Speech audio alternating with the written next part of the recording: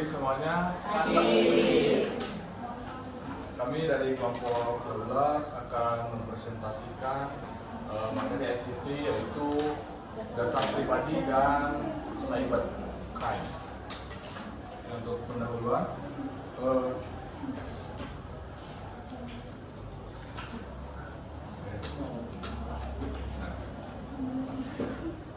mengapa sih data pribadi dan keamanan cyber itu penting?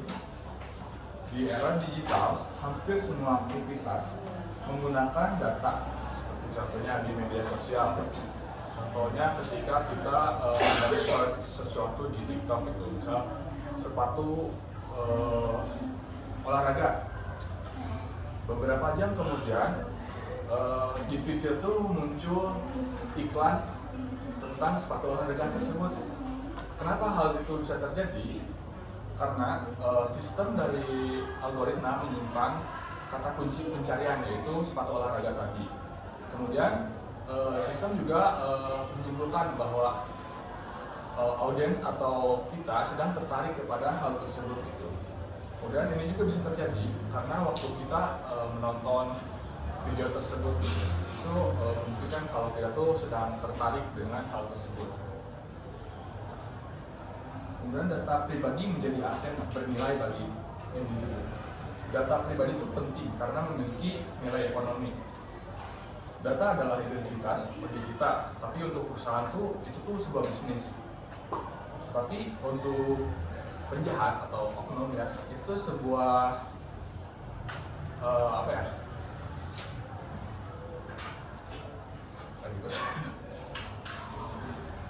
Lanjut ke keamanan cyber security. Tidak terbatas dari virus komputer, tapi ini tuh cakupannya lebih luas gitu. Jadi melindungi data tuh bukan cuma pasang antivirus, bersihin virus, terus juga jangan klik link aneh, tapi artinya itu lebih kompleks sebenarnya. Termasuk melindungi data pribadi kayak nama, nik, alamat, kemudian data transaksi, data perusahaan, dan data rahasia. Terus juga kita harus melindungi sistem seperti aplikasi web, mobile app, server, database, kemudian jaringan juga termasuk kita jangan sembarangan menggunakan wifi gitu. Lanjut ke kejahatan cyber. Sekarang tuh makin variatif ya, seperti pencurian identitas, ransomware, phishing, penipuan online yang akan dibahas di slide selanjutnya.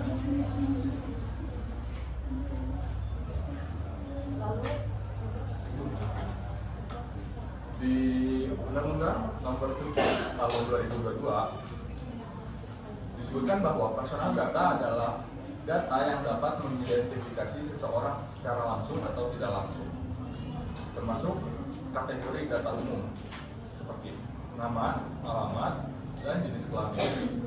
Kemudian data sensitif atau spesifik seperti biometrik seperti itu sidik jari, kemudian kesehatan, keuangan.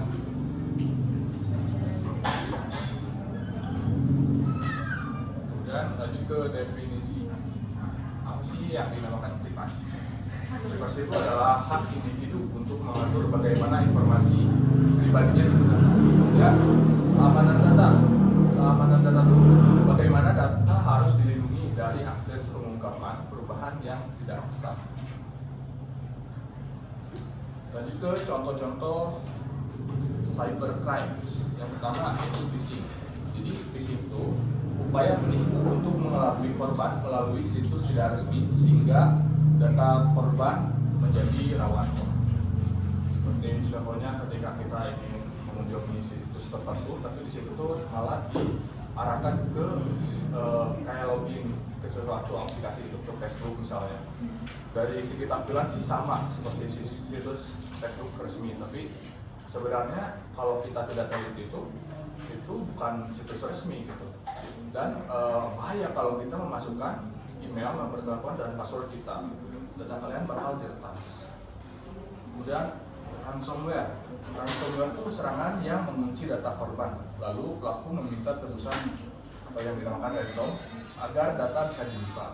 Itu biasanya terjadi di institusi ya, seperti di sekolahan, pemerintahan, dan di kesehatan rumah sakit. Itu biasanya si data tuh diubah menjadi kode-kode acak, kemudian ada tulisan tebus 5 juta kalau mau data ini dibuka, seperti itu.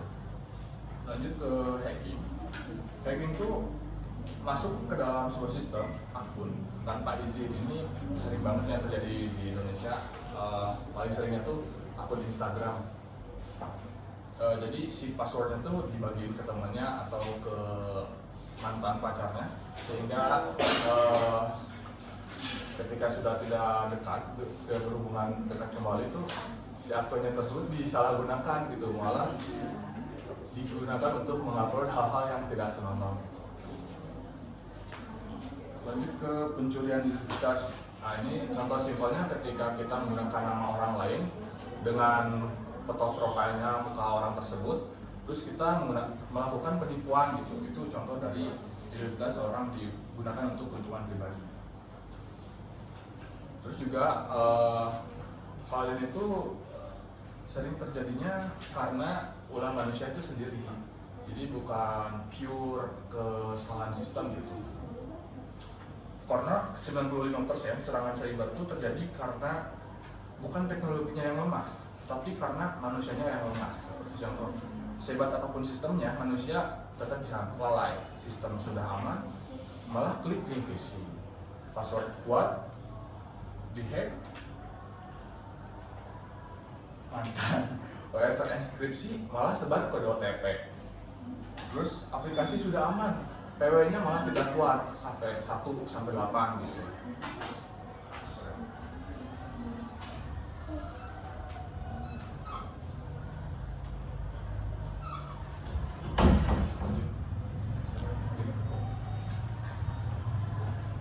Baik, adapun prinsip-prinsip umum dalam perlindungan data. Yang pertama ada legalitas, transparansi, tujuan tertentu, dan minimalisasi data. Lalu yang kedua ada keamanan, integritas, dan proteksi terbatas. Yang ketiga ada hak individu terhadap data mereka, yaitu meliputi akses, koreksi, dan penghapusan. Adapun contoh di negara kita, di Indonesia, regulasi menekankan bahwa entitas yang memproses data harus memiliki dasar hukum dan mendapatkan persetujuan jika diperlukan. Lalu ada regulasi di Indonesia, latar belakang dan ketentuan utama. Pertama, landasan hukum. Law nomor 27 of 2022 on Personal Data Protection (PDP Law) adalah undang-undang yang mengatur tentang perlindungan data pribadi di Indonesia. Lalu yang kedua, sebelumnya juga ada Law No. 11 of 2008 on Electronic Information and Transaction (UU ITE) yang mengatur transaksi elektronik dan aspek kejahatan siber. Lalu yang ketiga, regulasi pelaksanaan seperti Regulation of the Minister of Communication and Information nomor 20 of 2016 tentang perlindungan data pribadi pada sistem elektronik. Lalu ada ketentuan penting dan sanksi. Yang pertama, mengumpulkan dan menggunakan data pribadi orang lain tanpa izin dikenakan sanksi hingga 5 tahun penjara dan atau denda hingga 5 miliar. Lalu yang kedua, membocorkan data pribadi orang lain tanpa izin dikenakan sanksi 4 tahun penjara dan atau denda 4 miliar. Lalu yang ketiga, membuat data palsu dengan tujuan mendapatkan keuntungan dikenakan sanksi hingga 6 tahun penjara dan denda 6 miliar. Lalu yang terakhir, untuk entitas korporasi bisa dikenakan denda administratif hingga 2% dari penghasilan tahunan atau denda korporasi hingga 10 kali lebih besar. Lalu yang ketiga, tantangan implementasi.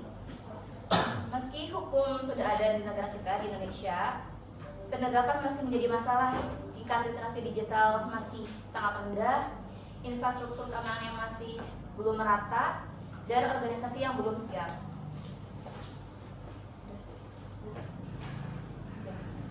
Yang selanjutnya adalah isu keamanan dan kejahatan cyber yang umum. Yang pertama ada ransomware dan serangan terhadap infrastruktur.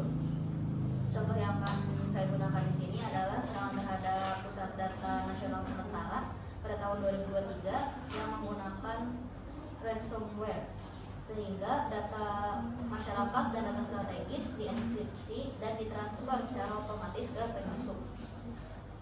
Kemudian B, pencurian identitas dan pembobolan data pribadi. Pencurian identitas menggunakan data pribadi seseorang untuk mendapatkan keuntungan finansial. Data yang digunakan bisa nomor NIK, nomor HP, dan sebagainya. Lalu ada juga aktivitas social engineering, contohnya phishing email dan pesan WhatsApp palsu yang memanfaatkan kepercayaan dan kurangnya kewaspadaan seseorang. Hal tadi bisa menyebabkan penyalahgunaan dan perdagangan data.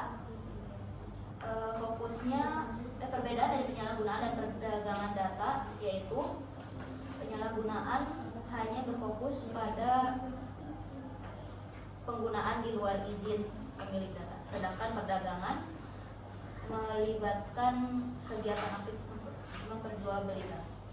Apa yang bisa dicapai dari penyalahgunaan dan perdagangan data?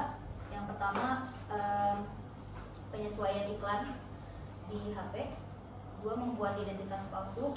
3, blackmail dan sebagainya. Hal-hal tadi disebabkan oleh D, faktor manusia dan organisasi. Banyak pelanggaran karena kesalahan manusia. Misalnya tadi passwordnya lemah, sistem tidak diperbarui, tidak ada backup dan sebagainya. Kemudian kepatuhan organisasi sering belum memadai. Melihat banyak data yang tidak di backup saat serangan semakin parah. Selanjutnya ada dampak dan konsekuensi. Yang pertama, bagi individu kehilangan kepercayaan, kerugian finansial, kerusakan reputasi, stres. Bagi organisasi atau intuisi kurang lebih sama dengan kerugian finansialnya, tapi bisa ada penambahan dari sanksi hukum serta kehilangan pelanggan. Bagi negara, layanan publik bisa terganggu, kepercayaan masyarakat menurun, keamanan nasional bisa terancam. Selanjutnya, dilanjutkan oleh Abigail.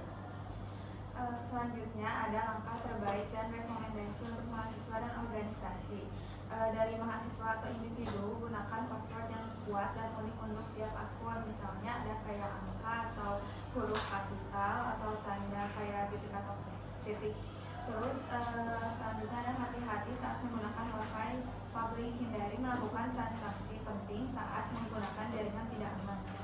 Lalu ada baca dan pahami syarat dan kebijakan privasi aplikasi sebelum memberikan izin akses data. Selanjutnya ada minimalisasi data yang kamu bagikan secara online. Jangan asal unggah informasi yang terlalu pribadi tanpa kontrol. Lalu ada pelajari cara mengenali email atau WA phishing, link mencurigakan, penawaran melalui untuk digunakan dengan waktu.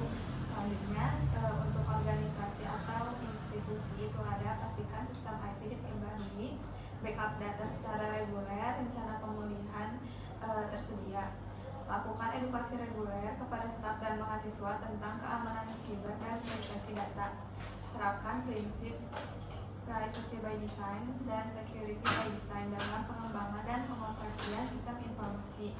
Pastikan kepatuhan terhadap regulasi seperti UU PDP, Law 27/2022 dan regulasi pelaksana lainnya. Transparansi saat ada insiden, cepat memberitahu pihak yang terdampak dan regulator sesuai regulasi. Studi kasus singkat, contohnya serangan ransomware ke Pusat Data Nasional Indonesia menyebabkan lebih dari 230 lembaga terdampak dan data backup hampir 98% tidak tersedia. Lalu ada dugaan kebocoran data wajib pajak NIK di Indonesia yang melibatkan jutaan orang. Dari kasus-kasus tersebut kita bisa menganalisa apa yang gagal dari backup, governance, dan kesadaran dan bagaimana bisa dicegah. Terakhir ada kesimpulan. perlindungan data pribadi dan keamanan siber bukan hanya masalah teknis tapi juga regulasi, organisasi, dan kesadaran manusia. Regulasi di Indonesia telah semakin kuat, tetapi implementasi masih butuh banyak perbaikan. Mahasiswa ICT memiliki peran penting sebagai penggunaan sistem, pengembangan sistem, ataupun sebagai profesional di masa depan. Kesadaran terhadap privasi dan keamanan sangat penting. Dengan menerapkan praktik terbaik, kita bisa mengurangi risiko kehajatan siber dan melindungi data pribadi kita serta orang lain.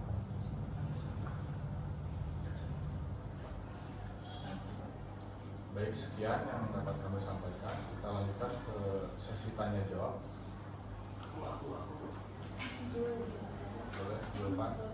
Kalau judul itu masuk cybercrime kan? Judul Jadi kita tampung dulu. Apakah ada pertanyaan yang lain?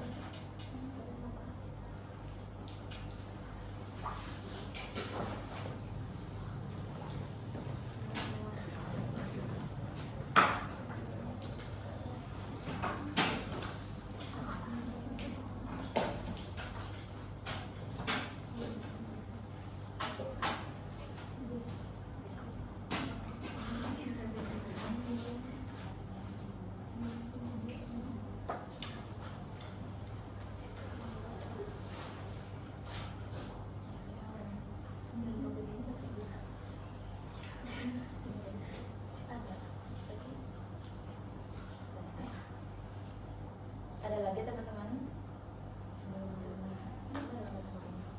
kalau bisa bayar data kayak gitu, hukuman lainnya apa?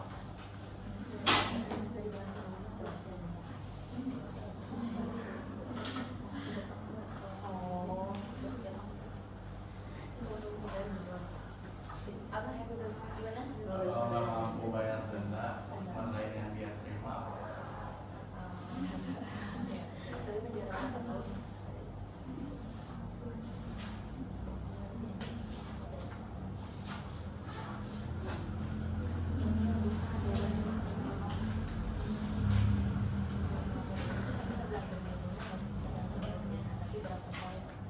Misalnya apa? Kejahatan apa yang Yang tadi yang dendanya 6 miliar. mau mengambil dia misalnya? Selain lain nggak selain? Oh, oke. Selain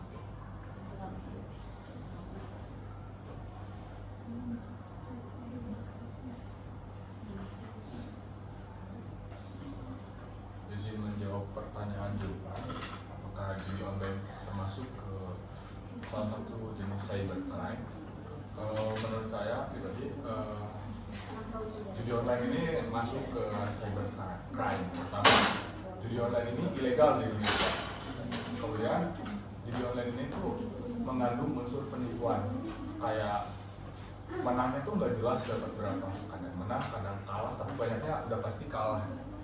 Itu termasuk ke penipuan. Terus ya itu tuh modifikasi hasil lah bisa dibilang. Terus juga judul ini sering terhubung ke tindak kriminal yang lain gitu, seperti mencuri atau malah pinjol tapi nggak dibayar. Terus bisa juga penipuan ke kerabatnya, misalkan bilangnya ke kerabatnya ada keadaan genting gitu, orang tuanya sedang sakit, tapi malah si dananya tuh digunakan untuk judi online. Nah, itu yang biasa dilakukan oleh penjudi seperti itu.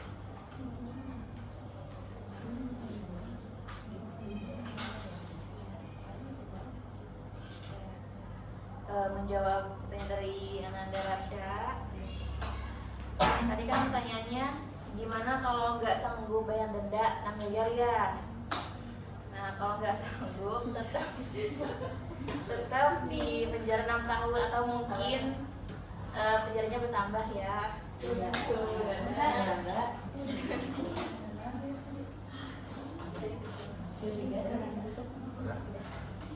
Ya, mungkin sekian yang dapat kami sampaikan. Kurang lebihnya mohon maaf. Wassalamualaikum warahmatullahi wabarakatuh. Waalaikumsalam.